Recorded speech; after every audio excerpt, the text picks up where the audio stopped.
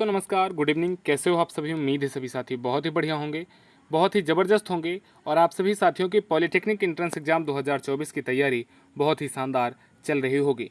दोस्तों आप सभी के एग्ज़ाम 13 तारीख से लेकर के 18 जून में होने वाले हैं, तो ऐसे में बहुत ज़्यादा इम्पोर्टेंट ये हो जाता है कि अब आपका लास्ट टाइम चल रहा है। लगभग एग्ज़ाम से 2 दिन पहले या 3 दिन पहले आपको तैयारी कैसे करनी चाहिए, चीज़ों को आपको रिवाइज कैसे करना चाहिए और किन किन बातों का आपको ध्यान रखना है, ये आज हम इस वीडियो में आपको यही बताने वाले हैं। पढ़ाई के साथ साथ स्ट्रेटजी भी, मैनेजमेंट भी बहुत बड़ा रोल प्ले करता है आपको सक्सेस दिलाने में। हो सकता है आपने बहुत सारी चीज़ें पढ़ रखा हो, बट अगर लास्ट टाइम में आपने सही से मैनेजमेंट नहीं किया चीज़ों को, आपने सही से स्ट्रेटजी नहीं बनाई, तो हो सकता है कि सारी चीज़ें पढ़ने के बाद भी आपका स्कोर कम हो जाए या आपका नंबर कम आ सकता है।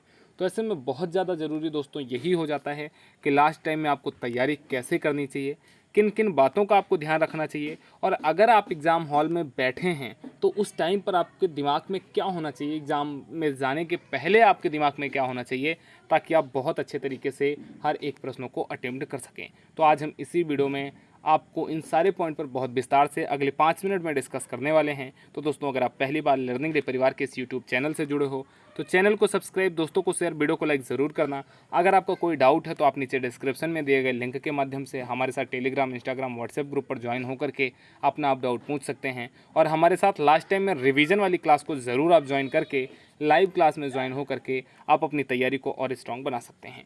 तो आ जाइए दोस्तों, जो हमारे पास पॉइंट है कि लास्ट टाइम में आपको तैयारी कैसे करनी चाहिए, तो मैं आपको मान के चलता हूँ कि मैथ में मैंने एज ए एग्जाम्पल मान लिया कि आपके 10 चैप्टर हैं। हो सकता है कि आपने 10 के 10 चैप्टर को बहुत अच्छे तरीके से पढ़ रखा होगा। एज ए एग्जाम्पल मान के चलना कि मैथ में 10 चैप्टर हैं और सभी 10 के 10 चैप्टर आपने बहुत अच्छे तरीके से कंप्लीट कर रखे होंगे, बट एग्ज़ाम के 2 दिन आपको पहले क्या करना चाहिए, तो एग्ज़ाम के 2 दिन पहले पूरे 1 से लेकर के 10 तक के चैप्टर के हर एक चैप्टर के कम से कम 5 तरीके के प्रश्नों को, जितने भी तरीके के प्रश्न आपके उस चैप्टर में हैं, हर एक तरीके के प्रश्न आपको कम से कम एक प्रश्न सॉल्व करने हैं। इस तरीके से आपको जो प्रैक्टिस करनी है वह हर एक चैप्टर की करनी है। ये मैं आपको मैथ का भी बता रहा हूँ, फिर मैं फिजिक्स का और केमिस्ट्री का भी बताऊँगा। इससे क्या होगा कि अगर उन पर बेस्ड प्रश्न आएगा तो आपके दिमाग में फटाक से क्लिक कर जाएगा कि किस तरीके से आपने इसको जब रिवाइज आप कर रहे थे तो आपने सॉल्व किया था, बिल्कुल वैसे ही आप एग्ज़ाम हॉल में उनको सॉल्व कर सकते हैं। दूसरा काम आपको क्या करना है, ये तो हो गया कि हर एक चैप्टर के कम से कम जितने भी तरीके के प्रश्न उस चैप्टर में हैं उनको आपको सॉल्व करना है। और इसका बहुत ज़्यादा हेल्प आपको लर्निंग डे की वीडियो से मिल जाएगा। लाइव क्लास में चले जाइए, फिर प्लेलिस्ट में चले जाइए, मैथ की बहुत सारी वीडियो मैंने आपको अवेलेबल करवा रखी हैं, वहाँ पर आप देख सकते हैं। दूसरा, अगर मैं बात करता हूँ अब आपसे कि इसके अलावा आपको क्या करना चाहिए, तो आपके मैथ में जितने भी फार्मूले हैं सभी के सभी फार्मूले को आपको देख लेना है। मैं फार्मूले का पीडीएफ आपको नीचे डिस्क्रिप्शन में दिए गए लिंक के माध्यम से टेलीग्राम पर अवेलेबल करवा दूंगा। वहाँ पर आपको जितने भी आपके मैथ में फार्मूले हैं सारे के सारे फार्मूले एक ही पीडीएफ में मिल जाएंगे।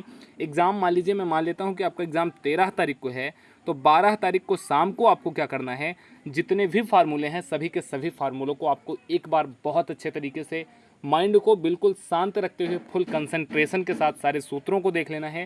क्योंकि देखा क्या गया है कि लगभग 50 प्रश्न यूपी में आते हैं, जिनमें से 10 प्रश्न आपको सीधे सीधे फार्मूला बेस्ड मिलेंगे, 10 प्रश्न आपको बिल्कुल सिंपल फार्मूला पर आधारित प्रश्न मिल जाएगा, और फिर बाकी के जो बचे 30 प्रश्न होंगे वो फार्मूले के हेल्प से सॉल्व हो सकते हैं। मतलब सिर्फ फार्मूला अगर आपका कंप्लीट है तो आप 20 क्वेश्चन तो बिल्कुल देखते ही सॉल्व कर सकते हैं। पहली चीज़ मैंने आपको बताई कि रिवीजन करना है हर एक चैप्टर का। दूसरी चीज़ मैंने बताई कि आपको पूरे के पूरे सूत्र देख लेने हैं। तीसरी चीज़ आपको दोस्तों क्या ध्यान रखनी है कि आपको अपने दिमाग में बिल्कुल अब ये नहीं लाना है कि जैसे मैंने मान लिया कि मैथ का एक चैप्टर है लघुगणक, लॉग।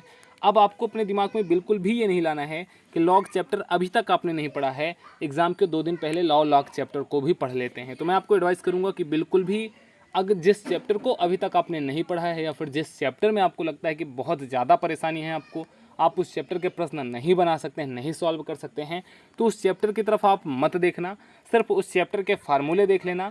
फार्मूले से क्या होगा कि अगर सिंपल उस फार्मूले पर आधारित प्रश्न आएगा तो आप सॉल्व कर सकते हो। बट अगर फार्मूले पर आधारित प्रश्न ना आकर के और तरीके के प्रश्न आएंगे तो आप उनको छोड़ देना। एक आध प्रश्न ही ऐसे आएंगे, बहुत ज़्यादा प्रश्न ऐसे नहीं आने वाले हैं, एक आध प्रश्न अगर फार्मूले पर आधारित आ जाए तो उसको आप आसानी से सॉल्व कर सकते हैं। तो ये तो बात हो गई कुल मिलाकर के मैथ की। अब दोस्तों हम बात करते हैं अगर फिजिक्स की, तो फिजिक्स में मैंने एज ए एग्जाम्पल मान लिया कि आपका जो फिजिक्स है, फिजिक्स में 20 चैप्टर है। 20 चैप्टर के जितने भी फार्मूले हैं इसमें भी आपको फार्मूला याद कर लेना है, क्योंकि फिजिक्स का जो कॉन्सेप्ट होता है वह फार्मूला से ही निकल के आता है।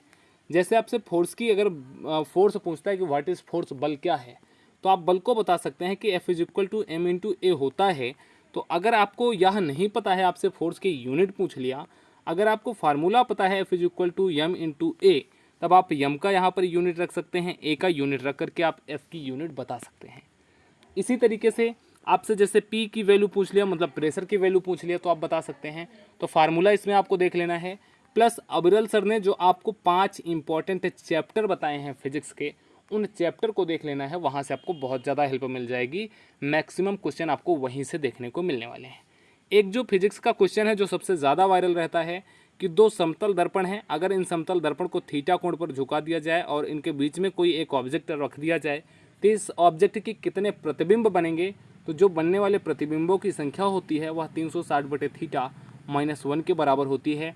इस पर एक प्रश्न 100% आपको आपके एग्ज़ाम में देखने को मिलेगा, क्योंकि यह प्रश्न ऐसा है जिस पर आधारित प्रश्न हर साल हर पेपर सेट में लगभग एक क्वेश्चन जरूर इस फार्मूले पे आता है। इसको आपको बहुत आसान है, समझ के जाना है, याद करके जाना है। ये तो बात हो गई मैथ की, फिजिक्स की। मैथ में मैंने आपको 10 इंपॉर्टेंट चैप्टर बता रखे हैं, उसको देख लेना है। आपको फार्मूला वाली वीडियो मैंने लगा रखी है, उसको देख लेना है। मॉडल पेपर मैंने आपको करवा रखा है, उसको देख लेना है। मैथ फिजिक्स के बाद बात आ जाती है सबसे हार्ड चैप्टर, सबसे हार्ड सब्जेक्ट आपका कौन सा होता है। तो आप कहोगे सर सबसे हार्ड हमारा केमिस्ट्री होता है। और दोस्तों केमिस्ट्री में हर्षित सर ने जिस तरीके की केमिस्ट्री आपको पढ़ाई है, सिर्फ आप हर्षित सर के सभी वीडियो को अगर देख लेते हैं, अभी तो मान लीजिए आपके पास टाइम नहीं होगा तो आप सारे के सारे वीडियो को नहीं देख सकते हैं, बट लास्ट के जो 5 वीडियो आपको हर्षित सर के मिल रहे हैं, अगर उन 5 वीडियो को देख लेते हैं तो जो 25 क्वेश्चन आपके आने वाले हैं एग्ज़ाम में, मैं पूरे दावे के साथ कह सकता हूं कि 20 क्वेश्चन आपका केमिस्ट्री से वहीं से बन जाएगा। इसके अलावा आपको केमिस्ट्री का पूरा ओवरव्यू एक बार पढ़ लेना है, हर्षित सर की क्लास देख लेनी है और केमिस्ट्री के पूरे ओवरव्यू को समझ लेना है। बस समझ लेना कि केमिस्ट्री भी आपका पास हो जाएगा। फिजिक्स और मैथ की हेल्प से आप स्कोर बढ़िया कर सकते हैं, बट केमिस्ट्री की हेल्प से आप बढ़िया अपना नंबर ला करके बेस्ट कॉलेज में जा सकते हैं। तो कुल मिलाकर के तीनों सब्जेक्टों की स्ट्रेटजी यही है। लास्ट टाइम में आपको मैंने जो बताने का प्रयास किया, मुझे जो पता था, मैंने जो महसूस किया था वो मैंने आपको बताया। आगे भी आपको क्लास अवेलेबल हम करवाते रहेंगे। एग्ज़ाम के जस्ट बाद उस एग्ज़ाम में जैसे सुबह का एग्ज़ाम रहेगा तो डेली शाम को 7 बजे हम आप मिलेंगे।